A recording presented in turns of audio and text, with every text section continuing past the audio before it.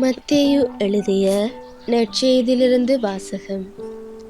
அதிகாரம் 10, திருவசனங்கள் 7 தொடக்கம் 15 வரை.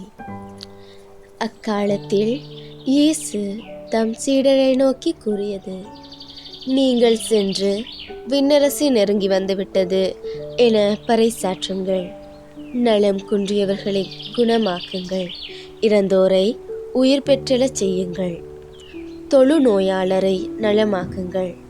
பேய்களை ஓட்டுங்கள். கொடையாக பெற்றீர்கள், கொடையாகவே வழங்குங்கள். பொன், வெள்ளி, செப்புக்காக எதையும் உங்கள் இடைக்கச்சைகளில் வைத்துக்கொள்ள வேண்டாம். பயணத்திற்காக பையோ, 2 அங்கிகளோ, மிதியடிகளோ, கைத்தடியோ எடுத்துக்கொண்டு போக வேண்டாம்.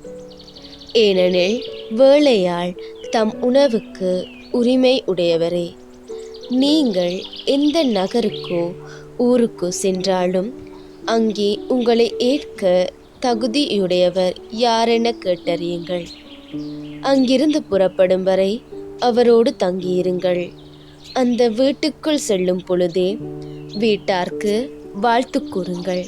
வீட்டார் தகுதி உள்ளவராய் இருந்தால் நீங்கள் வாழ்த்து கூறிய அமைதி அவர்கள் மேல் தங்கட்டும்.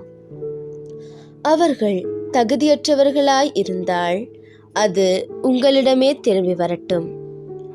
உங்களை எவராவது ஏற்றுக்கொள்ளாமலோ நீங்கள் அறிவித்ததற்கு செவி சாய்க்காமலோ இருந்தால் அவரது வீட்டை அல்லது நகரை விட்டு வெளியேறும் பொழுது உங்கள் கால்களில் பணிந்துள்ள தூசியை உதறிவிடுங்கள். தீர்ப்பு நாளில் சோதோம் குமோரா பகுதிகளுக்கு கிடைக்கும் தண்டனையை விட அந்நகருக்கு கிடைக்கும் தண்டனை கடினமாகவே இருக்கும் என நான் உறுதியாக உங்களுக்கு சொல்கிறேன். இது வாழ்வு தரும் கிறிஸ்துவின் நற்செய்தி. கிறிஸ்துவே உமக்கு புகழ்.